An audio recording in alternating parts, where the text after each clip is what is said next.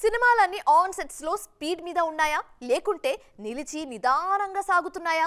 Senior హీరోలు నలుగురిలో shooting కి అటెండ్ అవుతున్న వారెవరు? స్టార్ హీరోల సిచ్యువేషన్ ఏంటి?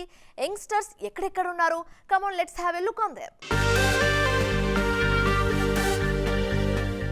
విశ్వంభరి కోసం రీసెంట్ గా మెగాస్టార్ ఇంట్రో సాంగ్ ని షూట్ చేశారు. ఆ సాంగ్ లో గెస్ట్ గా కనిపించారు సాయి ధరమ్ తేజ్.